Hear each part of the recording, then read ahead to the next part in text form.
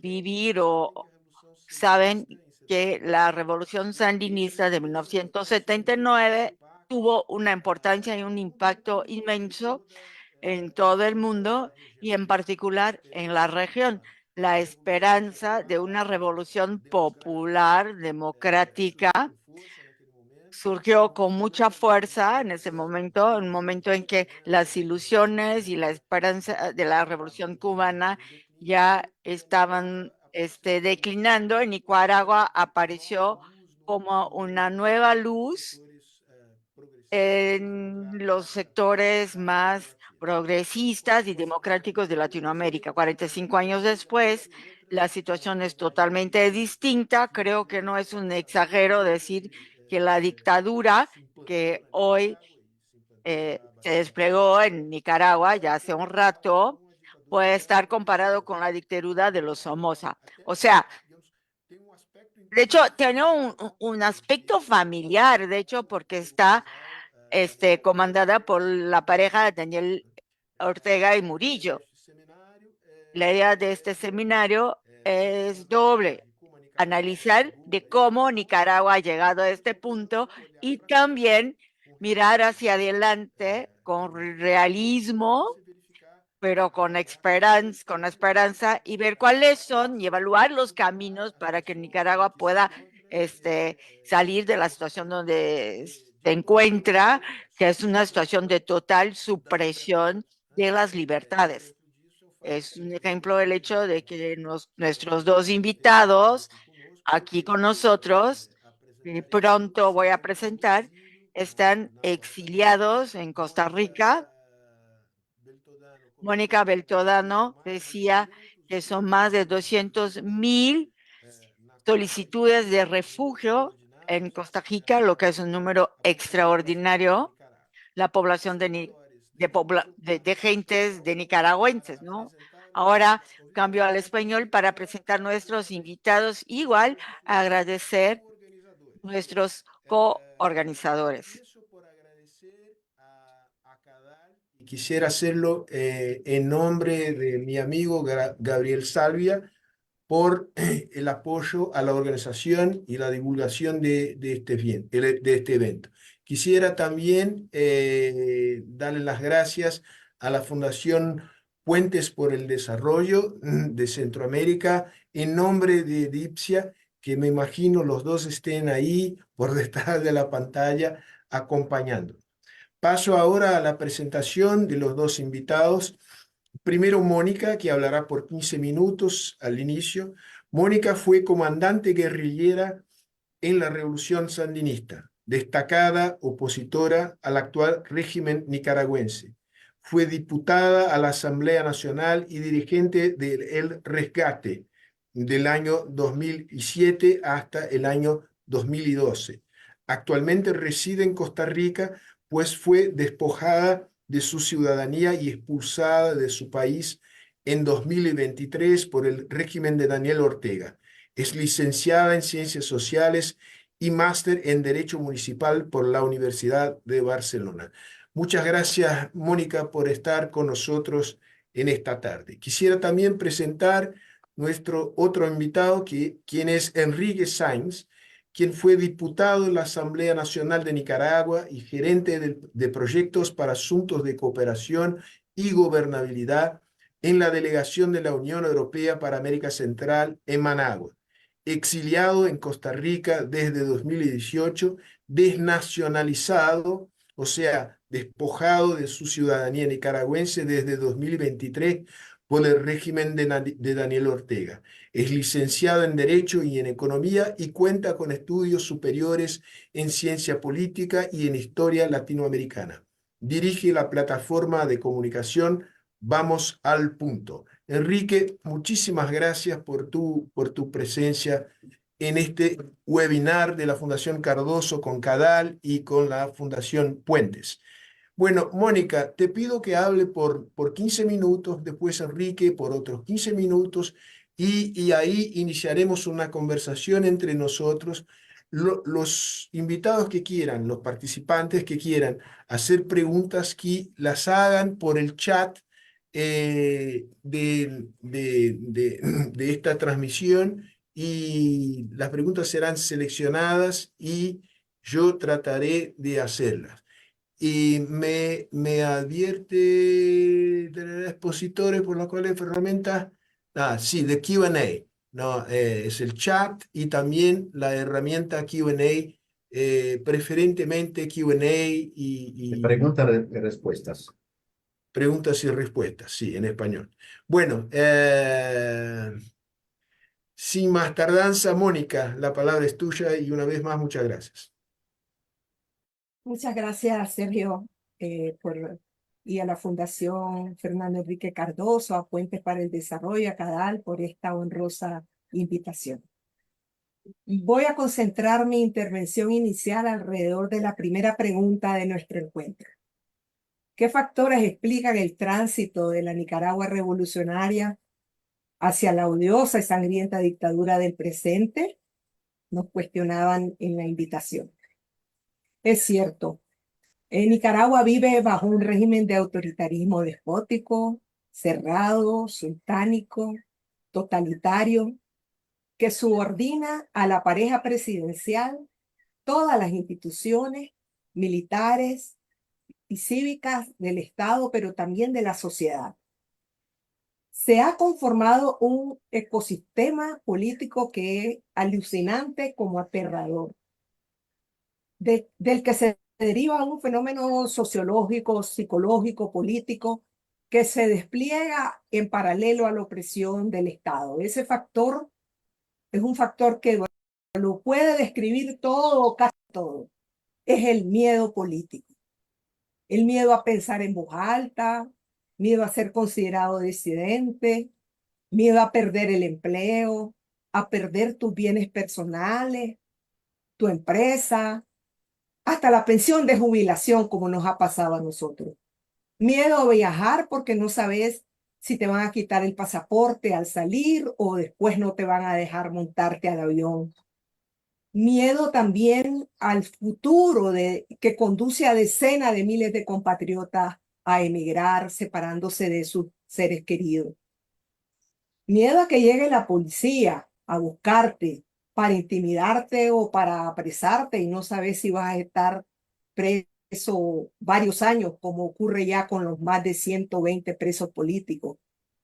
Miedo porque además no hay justicia a donde apelar. Miedo al contacto incluso común, social, hasta con la familia. ¿Quién de ellos podría denunciarte o estaría vigilándote? Y en las universidades hay miedo a la cátedra, a la libertad de cátedra. Realmente no hay libertad de cátedra porque te borran tus expedientes, te suprimen tus títulos académicos. Ya no se asiste a reuniones gremiales, están prohibidas. Los partidos ya ni existen. Hay miedo hasta para ir a misa porque vivimos en una sociedad donde hasta Dios resulta sospechoso. El miedo incluso atraviesa la frontera. Y aún en el exilio hay miedo de lo que le pueda ocurrir a tu familia si das declaraciones o participas en movilizaciones contra el régimen. En fin, es el control del universo subjetivo del ciudadano, de su conciencia y hasta de su fantasma. Realmente lo que hay es la voluntad del poder de imponer un estado de sumisión consciente por medio de la violencia, del control y la ubicuidad del miedo, que en realidad funciona como un importante articulador del poder. El miedo, el recelo lo invaden todo en Nicaragua. Ni siquiera los que están cerca del poder pueden decir que no tienen miedo porque es al revés. Son los que más miedos tienen a expresar opiniones diferentes. E incluso el propio régimen es víctima de su propio miedo. Para nosotros realmente esto se ha convertido en un inmenso cuarto oscuro. Nicaragua es un inmenso cuarto oscuro en donde realmente se vive sin luz, sin esperanza y sin ilusión. Eso no suprime la ansia de libertad ni la resistencia interna de aquella que logra romper ese miedo. Pero la pregunta es, ¿cómo llegamos hasta aquí? Después de la Revolución Sandinista de 1979, que fue, por cierto, la última revolución armada victoriosa en el continente. ¿Cómo llegamos hasta aquí después de suprimir una dictadura dinástica que nos había dominado por más de 40 años? Fue una revolución que sedujo a la mayoría de los nicaragüenses, pero también a muchos a nivel internacional, porque sus novedosas propuestas de economía mixta, pluralismo político, no alineamiento, la diferenciaban de el socialismo realmente existente antes del fin de la Guerra Fría. Lamentablemente hay que decirlo que esos novedosos planteamientos no impidieron que Ronald Reagan, como representante del imperio, decidiera aniquilar esa revolución y someterla a nuevas guerras, extremos sufrimientos, privaciones. Estamos hablando del segundo país más pobre de América Latina, todo lo cual terminó por minar las capacidades de resistencia del pueblo. Y así que en las elecciones de 1990, la oposición unida en un solo bloque, más un pueblo cansado de la guerra, ansiando la paz como primer valor, sacó al Frente Sandinista del gobierno. Y hay que decirlo, fue ejemplar entonces que una revolución que había llegado por las armas entregara el poder de forma pacífica. Ahora, ¿cómo fue posible que 16 años después de esa revolución, Nicaragua transitara de la mano de los principales dirigentes de aquella revolución hacia la dictadura que hemos descrito anteriormente? En esta breve intervención yo quería fijar algunos mojones. No puedo desarrollarlo, pero quisiera que estos mojones contribuyan a romper los enfoques nostálgicos de aquella revolución o el recurrente, esgrimido factor monocausal del imperialismo norteamericano, al que lamentablemente recurren importantes figuras de la intelectualidad, pero también dirigentes de las izquierdas actualmente, para mantener su respaldo al régimen orteguista o guardar un cómplice y terrible silencio. De manera que para mí se niegan estas personas a aprender de la historia. El segundo, yo quisiera enfatizar dentro de esos mojones que la matriz de estas odiosas distorsiones tiene un cierto denominador común. Parafraseando al presidente Boric, diré que ahí donde se relativizan la democracia, los derechos políticos del ciudadano, los derechos humanos, solo queda en definitiva el camino del autoritarismo y la brutalidad. Y en la historia demuestra que eso no ha ocurrido nada más con las izquierdas, sino también con la derecha. Desde la gran revolución rusa hasta ahora, particularmente los sectores de izquierda, por suerte cada vez minoritario, persisten en seguir relativizando estas conquistas y se resisten a entender que en pleno siglo XXI, sin libertad, sin respeto a los derechos políticos del ciudadano, no hay progreso, no hay igualdad, no puede haber justicia social, mucho menos socialismo. Es todo lo contrario. Y en Nicaragua, de esta falencia ideológica y filosófica, se nutriría luego esta cruel dictadura que nos oprime. El segundo factor que quiero relevar es que junto a la transición que se operó en el 1990, los tres gobiernos que se sucedieron antes del 2006, si bien fueron vistos como avances para la paz y la democracia formal, Fueron también gobiernos que aplicaron toda la dogmática de las políticas neoliberales en boga. Estamos hablando de las privatizaciones, la desregulación de la fuerza laboral, la promoción del debilitamiento del Estado y por ende también la desigualdad social. En el periodo 90-96, en el caso de Nicaragua, estas políticas crearon condiciones para el desarrollo de luchas sociales muy legítimas, pero fueron aprovechadas por Daniel Ortega para presentarse como salvador de los pobres. Un tercer factor que quiero relevar es que no hay dictadura sin dictadores, sin personas con instinto o vocación dictatorial. Ortega aprovechó el rol que había jugado en la revolución para conducir su proyecto de poder personalista, que inició al principio al estilo stalinista por el control primero del aparato partidario que fue privatizado, el FSLN, y luego se extendió esto hacia las organizaciones sindicales y sociales.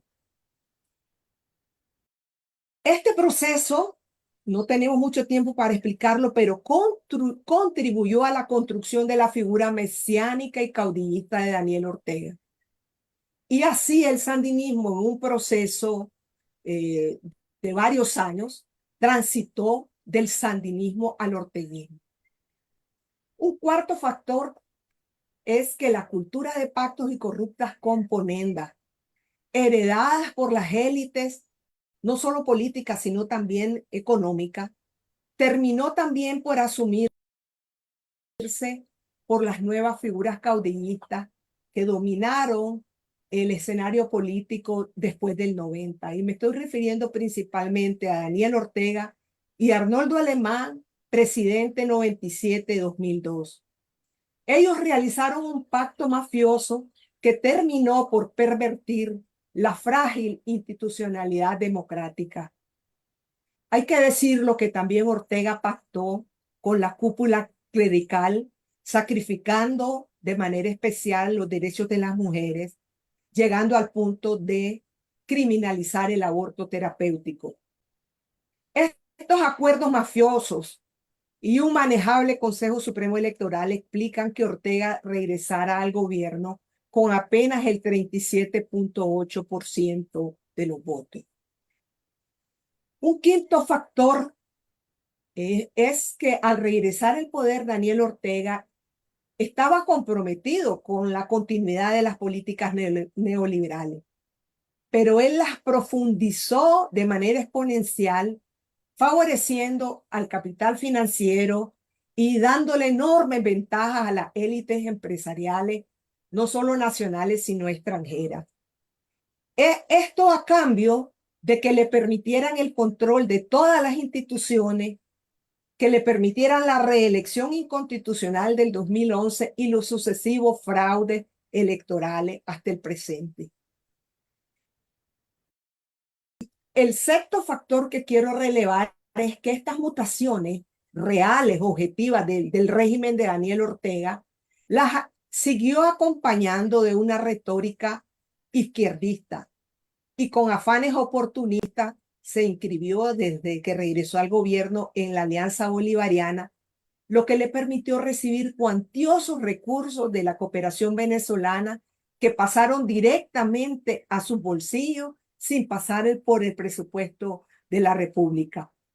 Esta retórica izquierdista y antiimperialista también es un factor importantísimo para mantener la cohesión de la base social heredada de la revolución. Hay que decirlo, sí, que ahora resulta ser una mínima parte, pues una gran cantidad de quienes acompañamos la revolución de aquellos años nos hemos desprendido del orteguismo y estamos en una oposición frontal y coherente.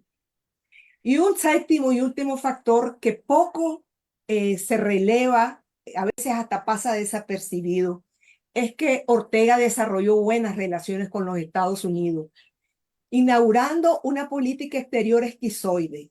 Por un lado, con un discurso altisonante antiimperialista, pero a la vez implementando todas las políticas del Consenso de Washington y implementando políticas que favorecían a Estados Unidos en materia migratoria, crimen organizado, drogas y seguridad. Situación que la Casa Blanca y el Pentágono asumían con una lógica bien pragmática. Lo que nos importa es lo que hace el señor Ortega y no lo que dice. Y en algunos momentos llegaron a calificarlo como populismo responsable. En síntesis, para finalizar, la Revolución Popular Sandinista del 79 se perdió inicialmente por las elecciones, pero fue luego traicionada y enterrada por una parte de sus hijos. Y ahí comenzó el fin de la revolución. Las revoluciones, por muy verdaderas que sean, son reversibles y no necesariamente lo son por los factores externos. La historia nos demuestra que los mismos sujetos de transformación, con la acción política, con la pasividad o la indiferencia, somos capaces de empujar procesos involutivos, y eso es lo que pasó en el caso de Nicaragua, a quien Ernesto Cardenal la calificó como la revolución perdida. Y finalmente, que el breve interludio de democracia formal, estamos hablando 90 a 2006, fue demasiado breve y conflictivo como para que germinara la semilla de una nueva cultura política, de una nueva institucionalidad. El peso del pasado, la vieja cultura de cacicazgos y caudillos, de pactos y providencialismo, se resiste y se niega a desaparecer. Pero aún es tiempo y no todo está perdido. Muchas gracias. Mónica, muchas gracias por tu excelente, realmente excelente exposición en un intervalo de tiempo muy corto. Nos ha brindado con un análisis muy interesante de los últimos 45 años del proceso político de Nicaragua. De verdad, muchas gracias. Bueno, Enrique, creo que Mónica te dejó ahí el hilo para que a continuación nos pueda brindar con una reflexión sobre, bueno, y el presente y el futuro de Nicaragua. ¿Qué podemos decirle al respecto? 15 minutos, por favor. Hay que prender tu micrófono. Muchas gracias a las organizaciones que auspician el evento en particular. Muchas gracias a las personas que están siguiendo por distintos canales este intercambio. Efectivamente, voy a tratar de referirme al presente para posteriormente en el intercambio podamos abordar cuáles son las salidas y cómo se nos presenta el futuro.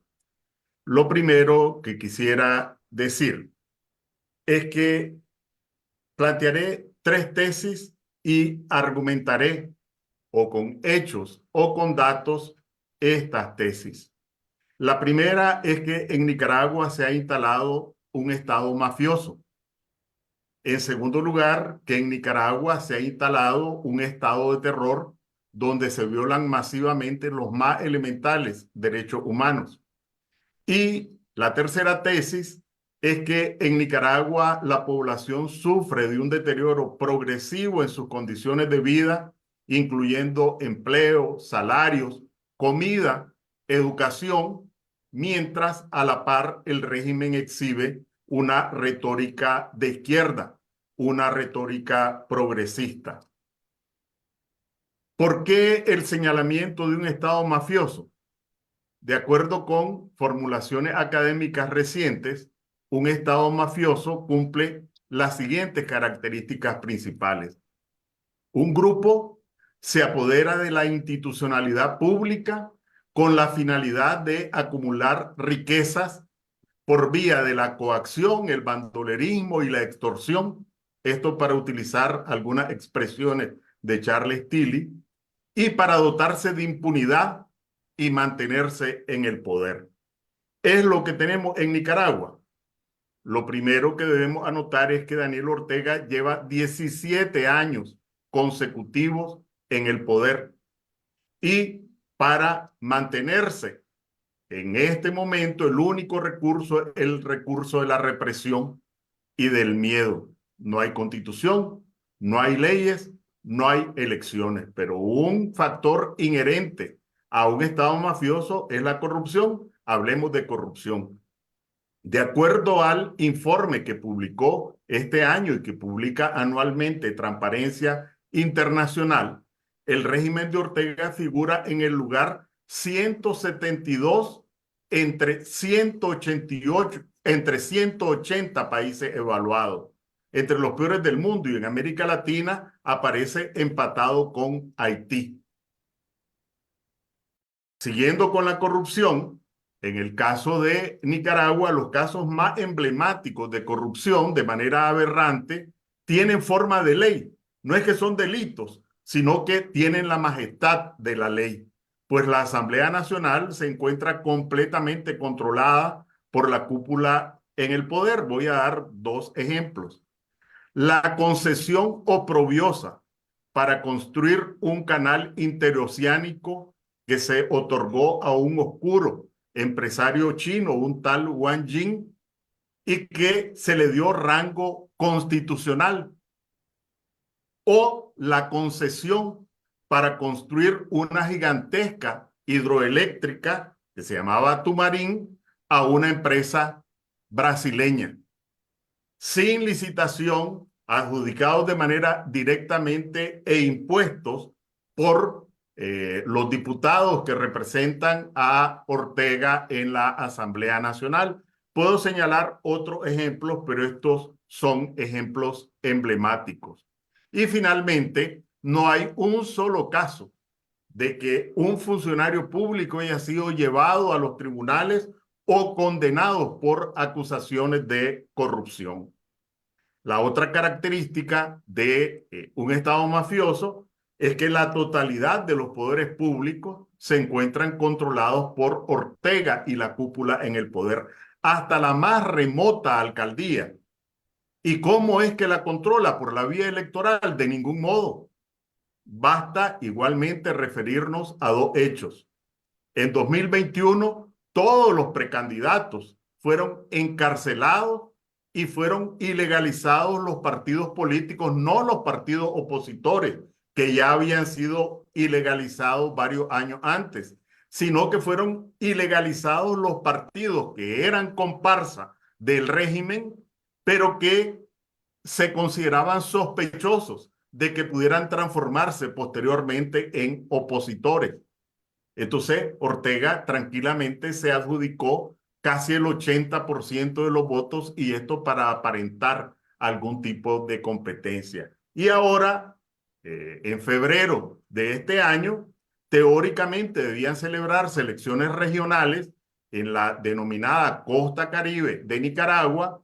El único partido que de alguna manera, en unas veces aparecía aliado, en otras veces opositor al régimen de Ortega, el partido indígena Yátama, fue ilegalizado, sus dirigentes perseguidos y su principal líder actualmente se encuentra desaparecido. Hace meses fue encarcelado y nadie sabe dónde está.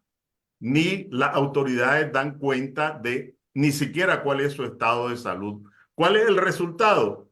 Ortega se adjudicó la totalidad de los cargos en la costa caribe nicaragüense, donde hay un fuerte componente de afrodescendientes, población afrodescendiente y población indígena. Entonces, tenemos un régimen que controla la totalidad de los poderes del Estado y que acumula por la vía de la corrupción cuantiosas riquezas. Solo agrego en esto la pretensión de Ortega de imponer una dinastía al mejor estilo del somocismo, que estuvo gobernando una familia por 45 años el país. La segunda tesis es que en Nicaragua se ha establecido, se ha impuesto un estado de terror donde se violan masivamente los derechos humanos, prácticamente la totalidad de los derechos humanos. Y en este caso, igual que anticipé que me iba a referir a datos oficiales o a hechos, me permitiré leer algunas líneas del informe que publicó en el mes de enero, hace 2 meses, el grupo de expertos constituidos por el Consejo de Derechos Humanos de Naciones Unidas. ¿Qué dicen los expertos después de estar trabajando ya en realidad por algunos años en el tema de los derechos humanos en Nicaragua? Y voy a leer. Desde la presentación de su primer informe, porque presentaron uno antes, el grupo constató una perpetuación de la persecución cada vez más generalizada de cualquier voz disidente en el país, con una centralización total de los poderes del Estado en manos del presidente y de la vicepresidenta, particularmente en lo que se refiere al poder judicial. Esto se ha traducido en una total impunidad que incluso se ha extendido de facto más allá del territorio de Nicaragua. Sigo leyendo. El grupo también pudo corroborar la información de su primer informe sobre tortura y tratos crueles o penas inhumanas o degradantes. Las violaciones, abusos y crímenes fueron perpetrados no solo para desmantelar los esfuerzos de la oposición activa, sino también para eliminar todas las voces críticas y disuadir a largo plazo cualquier nueva iniciativa de organización o movilización. Los patrones claves, estoy leyendo, los patrones claves de violaciones actualmente usados por las autoridades incluyen la expulsión de nacionales y extranjeros, la privación de la nacionalidad nicaragüense, la negación de entrada o salida del territorio de Nicaragua, la creación de un ambiente intimidatorio y coercitivo y la acumulación de actos represivos que ha obligado a muchas personas a abandonar el país y que por lo tanto constituye una forma de expulsión. Finalmente, extraigo otro párrafo de ese mismo informe que dice: el presidente Daniel Ortega, la vicepresidenta Rosario Murillo y los altos funcionarios del Estado identificados por el grupo deben ser sometidos a investigaciones judiciales por su posible responsabilidad en los crímenes, violaciones y abusos descritos y analizados en el presente informe y en el primer informe del grupo. Quiero decir que en este último informe los expertos lograron identificar, incluyendo nombres, en las cadenas de mando por los crímenes de represión a la población. Finalmente, la última tesis. El régimen de Ortega puede calificarse de progresista, de izquierda o de combatir la pobreza. Comencé la presunta soberanía y el antiimperialismo. Ya nos referimos a la concesión del canal interoceánico a este oscuro empresario chino Wang Jing. La totalidad del territorio nacional, esto parece mentira, pero cualquiera lo puede constatar, se encuentra hipotecada por 100 años. Por 100 años es la concesión que otorgó Ortega, en una vergonzosa concesión que recibió rango constitucional. Si hablamos de soberanía, también debemos agregar, y esto es un hecho actual, aproximadamente el 30% del territorio nacional se encuentra otorgado en concesiones a empresas mineras transnacionales. ¿Podemos hablar de soberanía en estas condiciones? Por otro lado, en la historia contemporánea, aún incluyendo el somocismo, la economía de Nicaragua no había dependido tanto de la economía de Estados Unidos como con el antiimperialista Ortega. El 40% de las exportaciones en el 2023 tuvo como destino a Estados Unidos. Según el informe oficial del Banco Central, el principal origen de las inversiones extranjeras son inversionistas norteamericanos. Más del 80% de las remesas familiares de las que depende la economía del país también tienen su origen en Estados Unidos. Entonces, de soberanía y de antiimperialismo, por los mismos datos oficiales, pues solo hay el discurso retórico. Ahora pasemos a las condiciones sociales. En Nicaragua, aproximadamente el 80% de la población se encuentra en la economía informal. Después de 17 años con Ortega en el poder, se paga el salario mínimo más bajo de Centroamérica, pero los bancos en Nicaragua obtienen las mayores tasas de rentabilidad en comparación con los otros bancos centroamericanos. Ortega ha impuesto en Nicaragua un capitalismo salvaje en su peor versión, porque está fusionado con la corrupción. Después, solo en carácter de ejemplo, dos heridas o tres heridas profundas que difícilmente en el corto o en el mediano plazo van a poder restañarse. En primer lugar, la herida de la educación.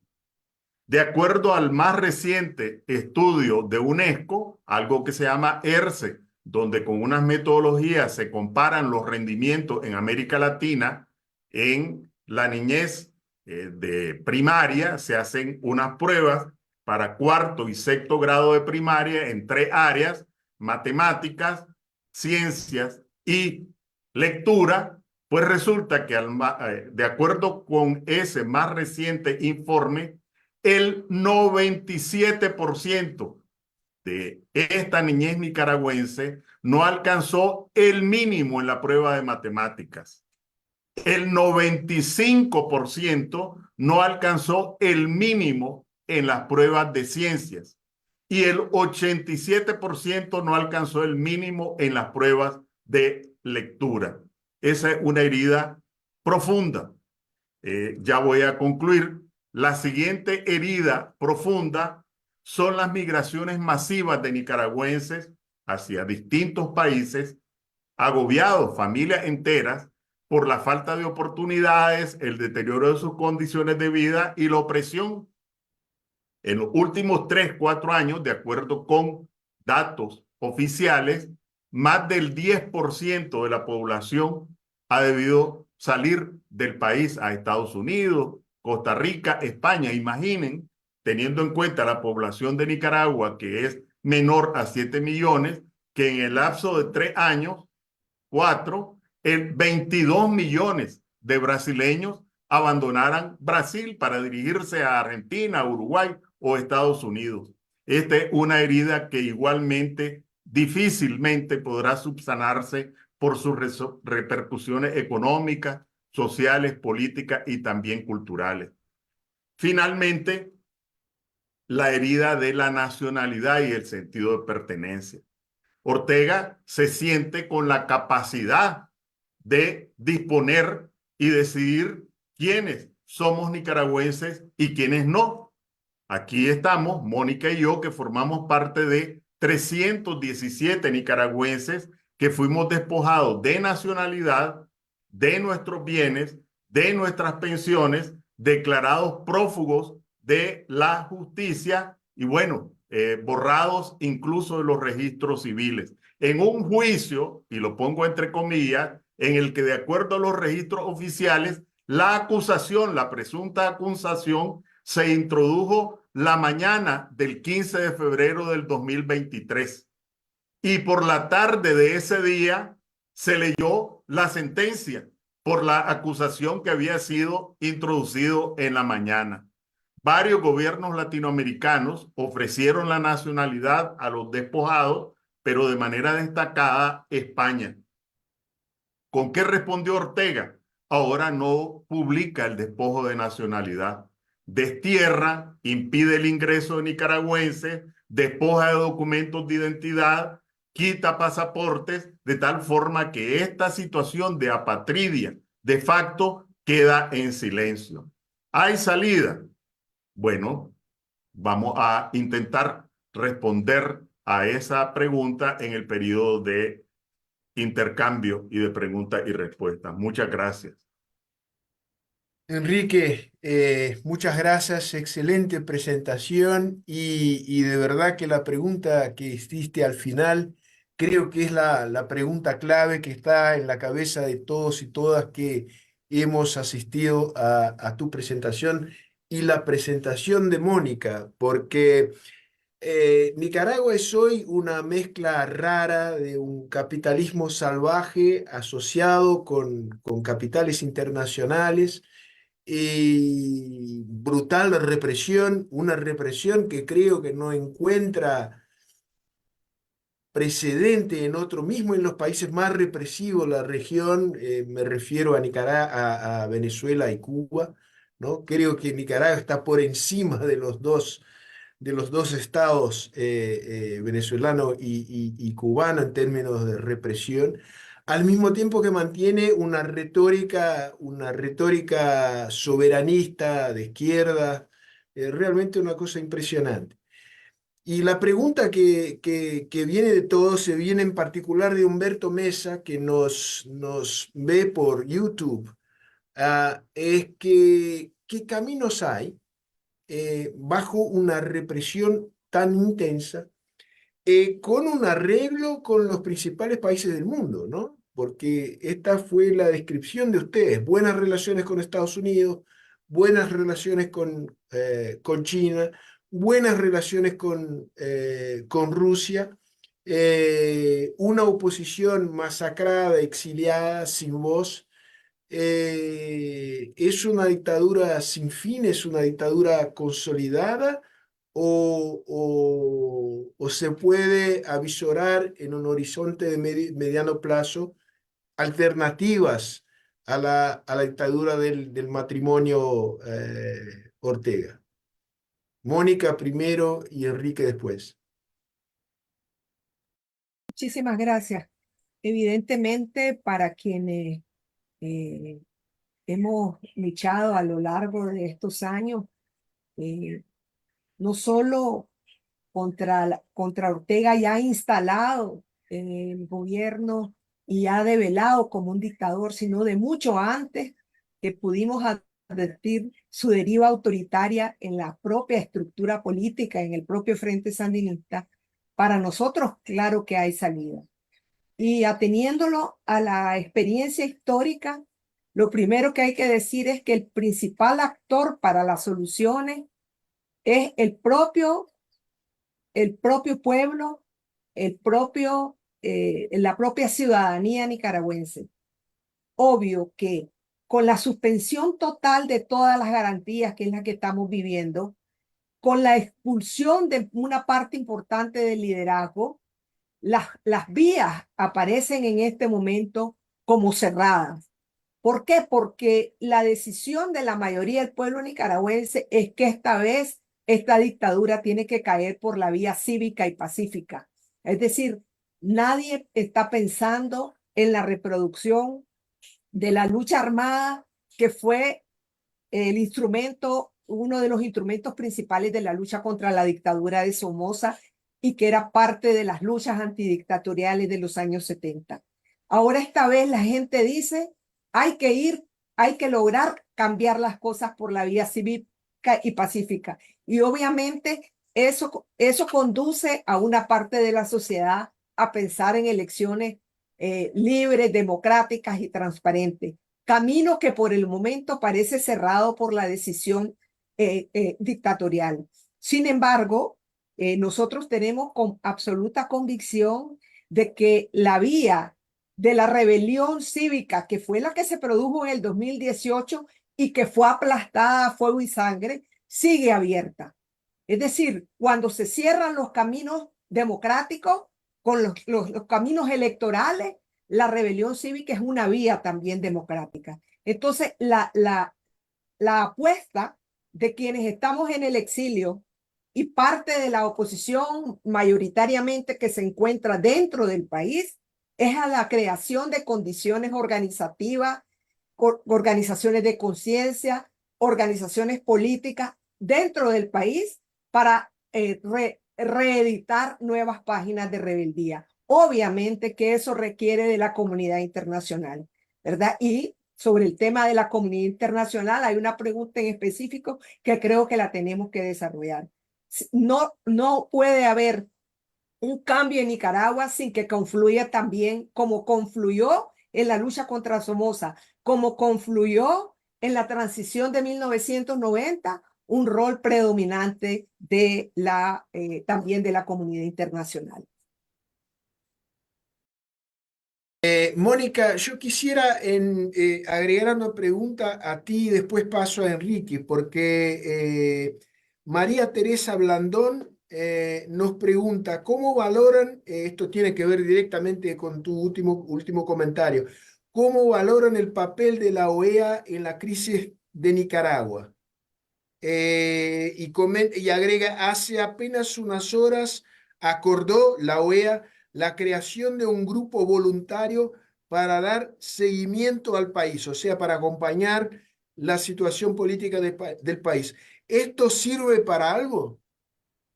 Bueno, nosotros en la historia de Nicaragua encontramos que la OEA jugó un rol muy importante, por ejemplo, en la fase final de la lucha contra la dictadura de Somoza. Y los organismos internacionales y los gobiernos, sobre todo de América Latina, jugaron un rol muy importante para llevar a Nicaragua, que en aquel entonces estaba en guerra, estamos hablando en 1989, 1990, a acuerdos que posibilitaron una apertura de un proceso democrático. Toda Centroamérica estaba incendiada y no podemos olvidar el papel de la Venezuela de aquel entonces, de Panamá, de Costa Rica, del propio Cuba, que contribuyeron a la creación de condiciones de negociación. Y ya no digamos el papel que jugó en aquel entonces México. O sea, hay países que dentro de la comunidad latinoamericana pueden jugar un rol muy importante. La OEA, debido a que Ortega decidió salirse de la OEA y lo hizo efectivo a finales del año pasado, ha dado un paso a eliminar el grupo que estaba haciendo investigaciones que nunca pudo entrar a Nicaragua y lo convirtió ahora en un grupo de voluntarios. Para nosotros es importante que se cree un grupo de países y estados que le den seguimiento o que sigan teniendo en la agenda el caso de Nicaragua. Pero obviamente que tal y como se presenta la situación a nivel internacional, los alcances pueden ser mucho menores que lo que nosotros necesitamos o que los nicaragüenses necesitamos. Definitivamente se tienen que crear condiciones de mucha mayor presión, tanto nacional como internacional, para que las cosas puedan discurrir en un camino muchísimo más eficaz que hasta el momento ha ocurrido con el caso de Nicaragua. Muy bien, Enrique, yo quisiera agregar una pregunta que nos ha hecho Mac McGorles, que es un periodista americano radicado en Río y que escribe para el Washington Post. La pregunta es la siguiente. Bueno, la burguesía nicaragüense y también las empresas multinacionales que invierten en Nicaragua siguen, por lo que entendemos, apoyando al régimen de Ortega. Pero esto me imagino que pueda tener un impacto negativo sobre la reputación de estas empresas. ¿Pasa algo en este sentido? ¿Se puede percibir ahí una grieta que se pueda abrir entre estas empresas y el régimen de Ortega o está todo atado, muy bien atado?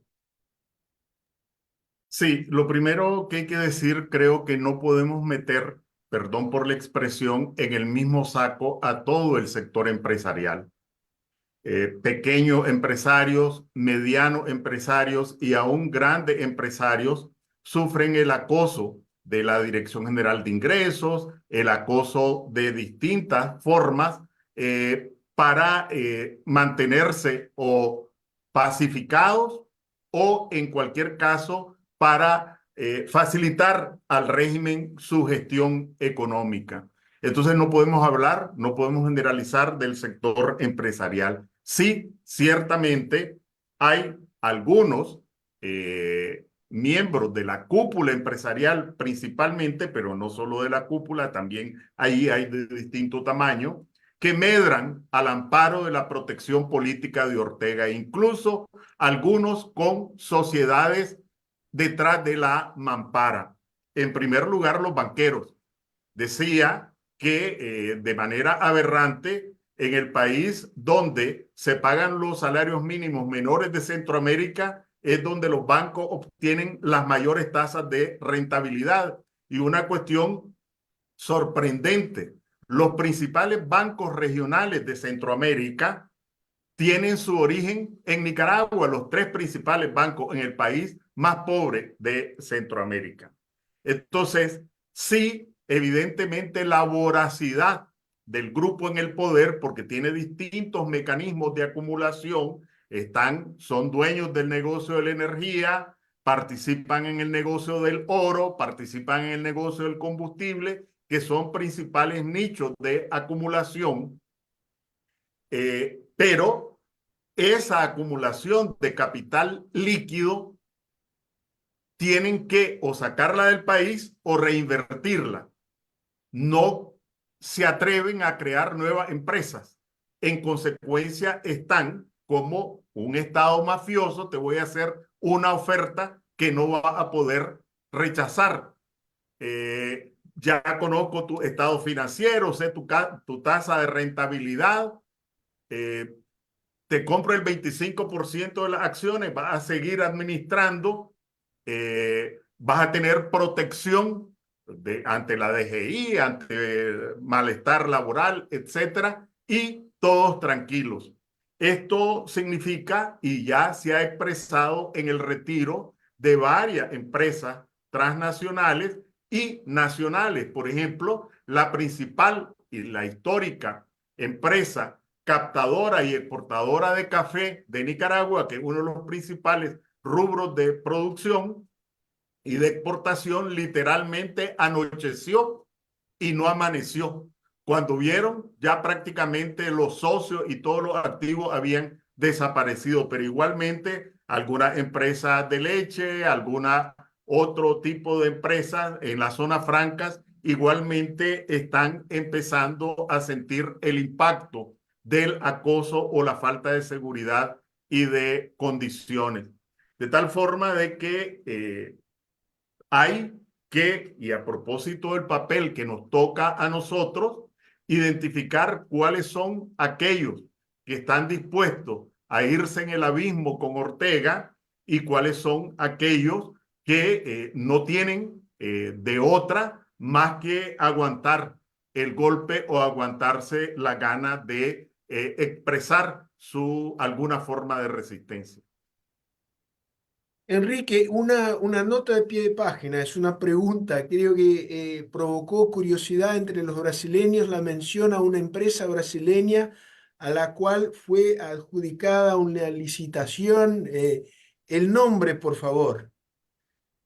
Bueno, mencioné un hecho, de todas maneras, eso está en la ley de concesión de Tumarín, se llamaba la Queiroz Galbao. Era la empresa beneficiaria Está de bien, la... Queiroz Galvão. Sí, está bueno, bien. lo pronuncio como lo pronunciamos No, no, en... no, claro, claro, no, no, pronunciando para que los brasileños puedan inmediatamente identificar de quién se trata, ¿no? Yo quisiera una otra pregunta a ti también, y yo quisiera también que Mónica la comentara en continuación. Uno de ustedes ha mencionado buenas relaciones con Estados Unidos. Desde el punto de vista de ustedes, eh, Trump o Biden, eh, uno u otro en la Casa Blanca, ¿qué impacto, qué diferencia pueden hacer en relación a la probabilidad, la capacidad de Nicaragua de salir de esta situación? Bueno, en mi caso personal tuve oportunidad de participar en un estudio sobre la política de Estados Unidos hacia Nicaragua. Y se comparó el periodo de Trump y el periodo de Biden y un poco también el periodo previo de Obama. La constatación, el hallazgo principal fue que la administración Trump y la administración Biden han sido reactivos a iniciativas que se han generado desde el Congreso. Y Ortega, bueno, los republicanos y los demócratas prácticamente no se ponen de acuerdo casi en nada. Sin embargo, ha habido un núcleo de congresistas que han forjado un consenso bipartidista y que de alguna manera se ha traducido en impulsos a la administración Biden o a la administración Trump. De tal forma de que algunos de estos impulsos han sido iniciativas de ley que después no se han aprobado, pero han sido un impulso, iniciativas de ley como la NICA Act o la ley Renacer que sí se han aprobado, o comunicaciones bipartidistas por líderes del Congreso, tanto al secretario de Estado o al mismo Trump en su momento, como a la administración Biden. De hecho, hace 2 semanas tal vez, fue después de mucho tiempo de silencio, que volvió a reanimarse ese consenso, de tal forma de que, tal como se ha demostrado, las administraciones norteamericanas seguían por intereses, la percepción de intereses que tienen en Centroamérica y en Nicaragua, y básicamente ahí otra vez el desafío nuestro, el desafío de los nicaragüenses en Estados Unidos es cómo se mantenga una posición en favor de la democracia, en favor de los derechos, en favor de una salida digna para el pueblo nicaragüense. Mónica, tu comentario al respecto. Hay que prender el micrófono. He señalado que de forma bien clara los Estados Unidos y la administración de Daniel Ortega desde que regresó en el 2007 eran bastante armoniosas. Las rupturas se presentaron en términos de derechos humanos cuando se produjeron las masacres del 2018, en donde, como es sabido, aumentaron más de 350 asesinados con disparos a la cabeza, al corazón, más de 2.000 heridos. En ese momento 800 detenidos, pero también algunos de ellos denunciaron violaciones sexuales, no solo muchachos, sino muchachas también. Entonces, la ruptura de las administraciones ha estado fundamentalmente centrada en el tema de los derechos humanos. Lamentablemente hay una separación o no se hace un puente entre derechos humanos y relaciones políticas y relaciones económicas. Porque hasta el día de hoy, Enrique hablaba de 40% de las exportaciones de Nicaragua van a Estados Unidos, pero 60% de las importaciones viene de los Estados Unidos hacia Nicaragua. Y las relaciones económicas también con la Unión Europea de alguna manera se mantienen inalterables. Recientemente nos decían algunos europeos que por qué no hacíamos una lista de las empresas que siguen operando comercialmente con Nicaragua, porque se mueven en algunos parlamentos la idea de empezar a introducir condicionalidades relacionadas con el tema de derechos humanos a la hora de establecer las relaciones económicas. Porque realmente, si uno revisa los informes del Fondo Monetario Internacional, por ejemplo, sobre Nicaragua, son súper positivos, o sea, consideran que la economía y la situación de Nicaragua es excelente. Incluso llegan a considerar como un factor muy positivo el nivel de comercio que promueve las remesas familiares, que es prácticamente mayor que el total de todas las exportaciones de Nicaragua. Las que se reciben actualmente superan en su totalidad las exportaciones. Y el Fondo Monetario Internacional lo presenta eso como positivo. O sea, si uno mira el mundo ahorita, realmente todas las brutalidades que se cometen en muchas naciones en relación al tema de los derechos humanos y a los derechos básicos como el de la vida, pasan por un carril y por el otro pasan las relaciones de carácter económico. Ese es un gran desafío que tiene la humanidad actualmente y que se pone en evidencia en el caso de Nicaragua, ¿verdad? Donde parecen discurrir en caminos diferentes, y por eso es que yo sostengo, y creo que la mayoría de quienes compartimos la lucha en el exilio, pero también adentro, de que al final de cuentas, como ha ocurrido en otras realidades, el factor determinante para que podamos abrir el camino y el retorno a la democracia va a ser la lucha del propio pueblo nicaragüense, ¿verdad? Porque pareciera que para algunas naciones, mientras no hay muertos, mientras no hay sangre, se viene y se normaliza de alguna manera la situación de ese país, que de alguna forma lo que está pasando con la situación de Nicaragua. Muy bien, Mónica y Enrique, quisiera oír la evaluación de los dos sobre la política externa en relación a Nicaragua de los dos países más grandes de la región, Brasil y México. Empezamos por Mónica y después Enrique. Bueno, en el caso de Brasil, el lugar donde tuvimos la oportunidad de estar a principios del año pasado, en marzo del año pasado, y pudimos tener una conversación con Celso Amorín, que es el principal asesor de asuntos exteriores del presidente Lula. Podemos decir que en el seno del Consejo de Derechos Humanos de las Naciones Unidas, Brasil ha tenido una postura consecuente, respaldando los informes de condena al régimen de Ortega vinculado al tema de los derechos humanos.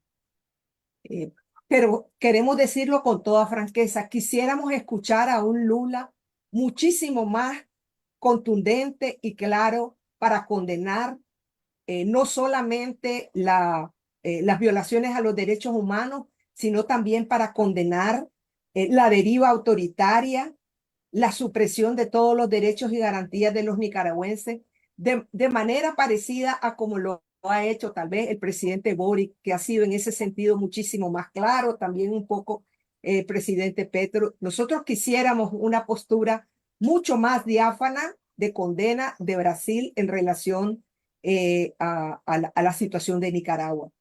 Lamentablemente, igual podemos decir del caso de México, ¿verdad? Hemos tenido también comunicación con México, con el partido Morena. Morena se ha expresado como tal, como fuerza en solidaridad a la lucha del pueblo nicaragüense por sus libertades, pero también supimos, por ejemplo, que el presidente AMLO, Andrés Manuel, fue uno de los que abogó por la libertad de los presos políticos antes de que estos fueran desnacionalizados y enviados al exilio en Estados Unidos. Pero también igual creemos que ellos pueden jugar un mayor rol, así como lo jugó México, así como lo jugó Venezuela, así como lo jugó Costa Rica en la lucha contra Somoza, y así como lo jugó Colombia y otros países en relación a la transición democrática de 1990. Creemos que los países latinoamericanos pueden jugar un mayor rol, y ojalá que formen parte estos países que he mencionado de este grupo de países que voluntariamente van a seguir poniendo el dedo sobre la llaga sobre la situación de Nicaragua como comisión voluntaria en la OEA. Enrique, tu comentario sobre la misma pregunta. Sí, hoy, el día de hoy, miércoles, se trató el caso de Nicaragua en el marco de la OEA, a pesar que Ortega, para evadir el escrutinio, de la OEA, pues se salió denunció la carta de la OEA. Y me resultó alentador, tengo que decirlo, la posición que expresó Brasil públicamente alrededor de la decisión que se adoptó, porque realmente denota, desde mi punto de vista, en un punto que puede ser, ojalá y lo sea, un punto de quiebre en las posiciones hacia el régimen de Ortega. Ojalá y sea el inicio de un replanteamiento. Pero yo quisiera aprovechar la pregunta para dirigirme a los generadores de opinión, a los periodistas, a las organizaciones de sociedad civil, a las organizaciones políticas brasileñas alrededor de este tema, además de el gobierno. Es decir, en una reunión, de una forma un poco pesada, podría decir, una persona me dijo, estaba en un grupo y dice, bueno, aquí viene el futuro, señalándome a mí. Contanos cómo se vive en el futuro. Después entendí que no era tan pesado, era una cuestión para decir que buena parte de los países latinoamericanos, en este caso eran centroamericanos, veían que estaban ante la ruta de Nicaragua. ¿Qué quiero decir? Las democracias en América Latina no están aseguradas. Y en el caso de Brasil hemos visto expresiones muy recientes que colocan la democracia brasileña pues bastante alejada de lo que sería un marco muy estable por las noticias que uno conoce. Ya Brasil vivió una época de desapariciones, de desaparición de partidos políticos, de violaciones a los derechos humanos, etcétera, lo que nosotros estamos viviendo. ¿Qué quiero decir con esto? Que en las condiciones actuales, tomar una posición sobre las realidades de Nicaragua, la democracia, las elecciones, los derechos humanos, no solo es un acto de solidaridad hispanoamericana, no solo es un acto de principios humanitarios, sino que viene siendo casi un mecanismo de autodefensa. Entonces, así para el gobierno actual de Brasil, que enarbolar la bandera de la democracia y el respeto a los derechos humanos de manera vehemente en Nicaragua, en Centroamérica y en América Latina es una posición de principio, entendemos nosotros, también es una posición de autodefensa de valores que sustentan también la democracia brasileña. Yo quisiera, nos estamos acercando del final de nuestra conversación. Yo quisiera preguntarles específicamente sobre cómo ven la situación en Centroamérica, donde tenemos Bukele. ¿Qué tipo de amenaza Bukele representa desde el punto de vista de ustedes? Ahí me refiero a una visión más de la región, más de Centroamérica. Para no hablar solo de sombras, pero también de luces, ¿cómo bien la presidencia de Arévolo en Guatemala, ¿no? Que fue un proceso bastante notable? Me imagino que una situación, una presidencia difícil, pero un quiebre importante de una tendencia de una oligarquía muy autoritaria en la región y con un aspecto muy simbólico de que el actual presidente sea el nieto del viejo Arévolo, que en los años 50 fue un presidente democrático progresista en Guatemala. Su sucesor fue Jacobo Arbenz, y derribado el poder por la oligarquía guatemalteca, con el apoyo en aquel entonces en el contexto de la Guerra Fría de Estados Unidos. Esto para dar dos referencias que me parece que son referencias polares e importantes y qué impacto pueden tener en el proceso político de Centroamérica en general y de Nicaragua en particular. Mónica. Mira, Yo aplicaría para los países centroamericanos en su conjunto la misma, eh, la misma base sobre la cual considero que es clave hacer las mediciones. Y no se puede relativizar la democracia. Está demostrado que la relativización de la democracia, de las libertades civiles, de los derechos humanos, todo eso es un mal ejemplo y todo eso conduce al autoritarismo y al desastre.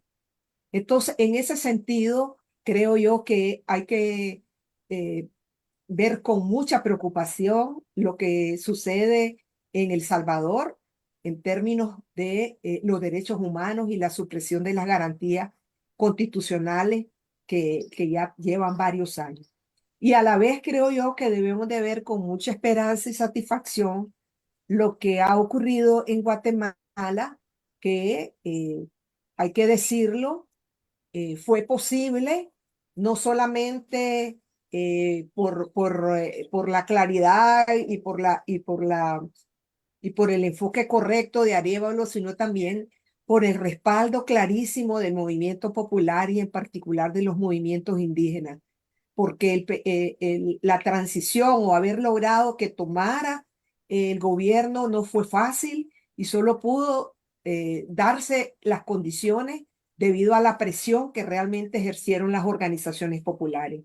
Y en este sentido, yo quiero enfatizar, y tal vez ya cerrando la parte de este evento, de que nosotros creemos que es importantísimo hacer un llamado, así como decía Enrique, a los comunicadores, a los periodistas y a los líderes políticos. Creo que también hay que hacer un llamado a las organizaciones populares, a los movimientos sociales en América Latina. Nosotros vemos con preocupación que una de las uno de los ejes o uno de los instrumentos que utilizan los regímenes autoritarios es la de la cooptación de los movimientos populares, la de los subordinarlos a su lógica y quitarle a las organizaciones populares su rol, que es el de las reivindicaciones representativas de los sectores. En ese sentido, en Nicaragua, que está totalmente aplastada la libertad sindical, la libertad de organización, cerrado más de 3.500 organizaciones, es muy importante que el mundo de las organizaciones populares en Latinoamérica, en Brasil, Vía Campesina, movimientos sindicales, pongan también el ojo sobre la supresión de estos derechos que ocurre en Nicaragua y que está ocurriendo también en otras partes de Centroamérica. El movimiento feminista en ese sentido ha sido un ejemplo. El movimiento feminista ha sido uno de los vehículos de concientización en muchas partes de América Latina, en Uruguay, en Brasil, en Argentina, de lo que realmente está pasando en Nicaragua a partir de la denuncia que las feministas hemos hecho alrededor de las situaciones que se viven en Nicaragua. Pero creo que hace falta mucho más de los movimientos campesinos, de los movimientos sindicales, de los movimientos juveniles, de los estudiantes, que en el caso de Nicaragua han visto suprimido totalmente sus derechos por la dictadura de Ortega. Y yo creo que eso es clave también verlo en una lógica centroamericana. Muy bien, Mónica. Enrique. Sí, yo siento que la elección y cómo llegó a tomar posesión del gobierno de Arévalo es una bocanada de aire fresco en un ambiente constipado. No está asegurado y rápidamente voy a hacer un repaso porque en Centroamérica hay vasos comunicantes y yo celebro muchísimo esta pregunta.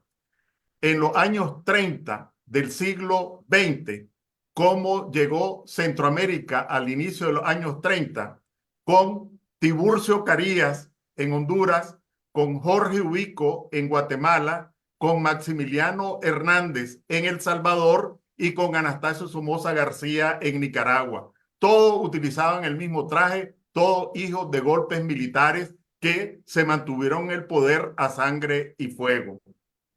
¿Cómo llegamos a la década del 60? con una especie de primavera económica, aunque con dictaduras, con el mercado común centroamericano, pero bueno, las sociedades centroamericanas se sacudieron al impulso de la modernización económica.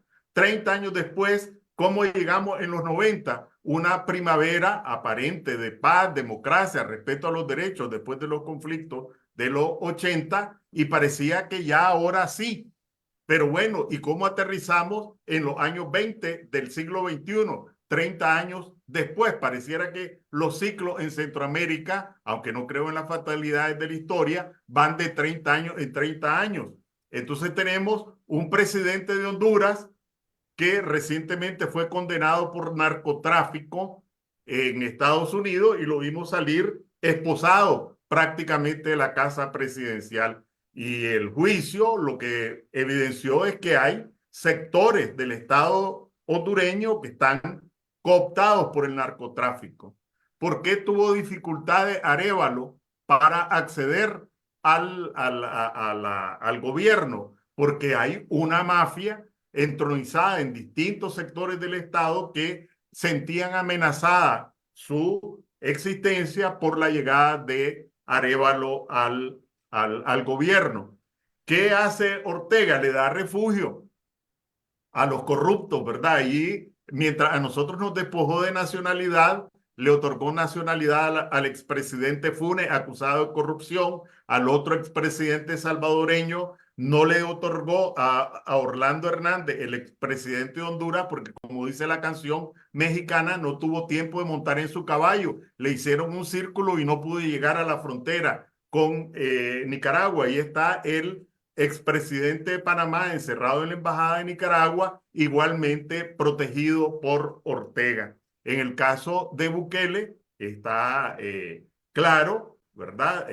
La ruta y en la preocupación en el caso de Centroamérica es que a lo largo de nuestra historia, casi todo lo que ha ocurrido en un país rápidamente contagia a los demás. Y mi convicción, pero es simplemente una opinión, difícilmente nosotros vamos a construir en Nicaragua, a recuperar y a construir una democracia duradera si no nos ocupamos también de adoptar una perspectiva regional centroamericana y que los sectores democráticos de Centroamérica, las organizaciones sociales, políticas, etcétera, establezcamos esos vasos comunicantes que existen entre las élites para tratar de promover y defender los espacios democráticos donde queden y luchar por restablecer donde se hayan perdido. Es indispensable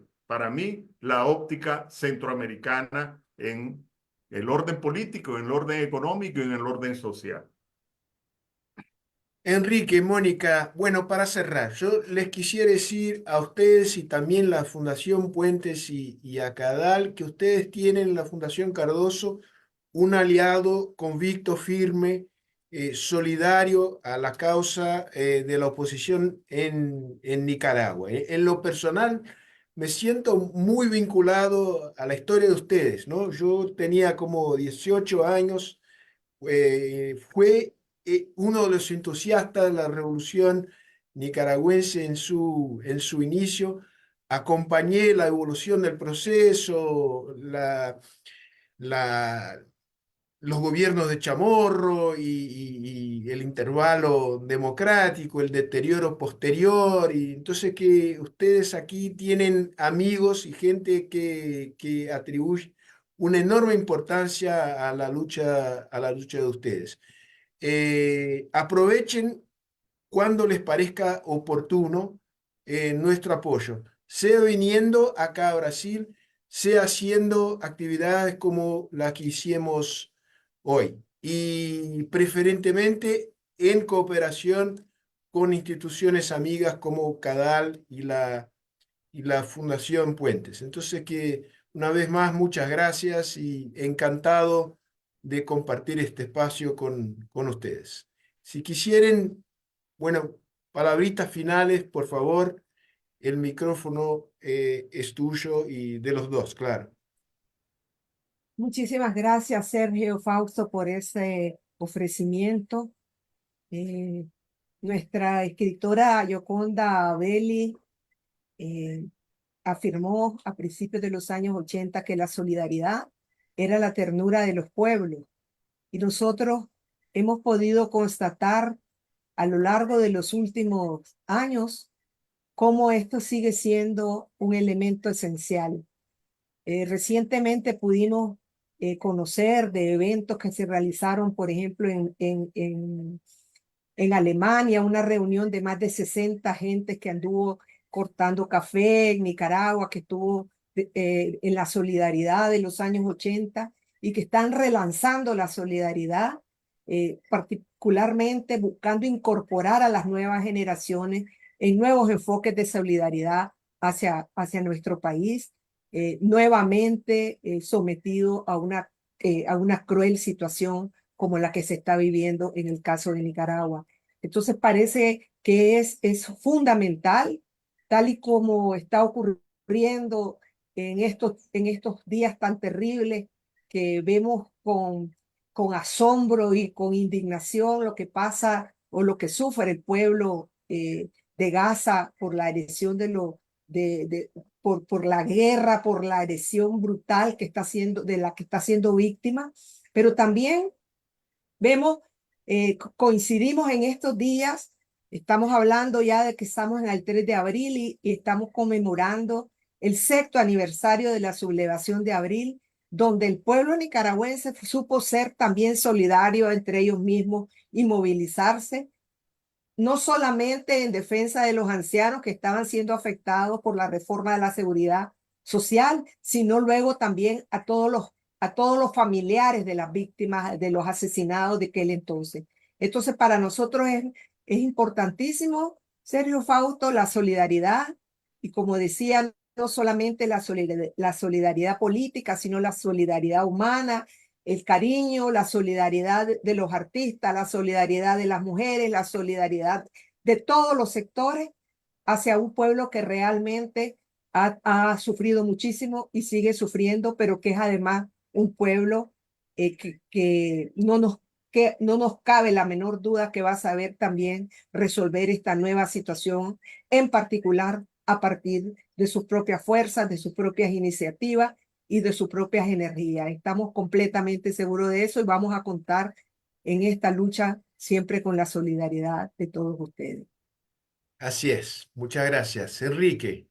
Sí, yo quiero reiterar mi agradecimiento por esta oportunidad, agradecer a la Fundación Fernando Enrique Cardoso, a Cadal, a Puentes por haber tenido esta iniciativa, agradecer a las personas que han estado conectadas y a quienes seguramente después podrán ver la grabación.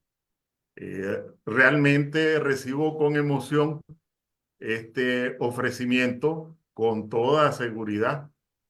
Vamos a intentar corresponder a ese gesto solidario y yo quería, para finalizar, expresar mi solidaridad con la familia de Gabriela de Costa Lima, una joven brasileña que fue asesinada precisamente en el mes de, en esta jornada, ella prácticamente no estaba, no había un acto en ese momento, sin embargo, fue asesinada esta joven brasileña, para quienes no lo sepan, ella estudiaba en Managua y fue víctima de un paramilitar que después fue amnistiado por Ortega.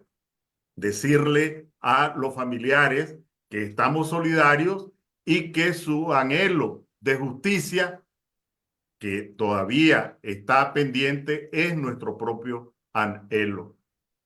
Muchísimas gracias. A ustedes, Enrique. Y última palabra. Ha sido un éxito en términos de audiencia. Tuvimos más de 70 personas en el Zoom y en YouTube más de 170 personas. Y esto fue grabado y estará disponible ahí en los canales de medios sociales de las 3 organizaciones que participaron en este evento. Entonces, Fuerte abrazo a los dos y a todos. Chao.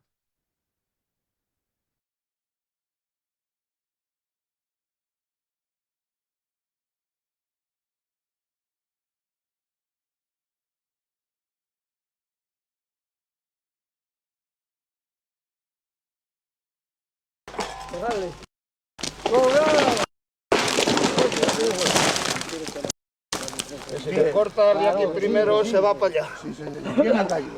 La fabricación de los trillos comienza por el corte de los pinos en los meses de invierno, cuando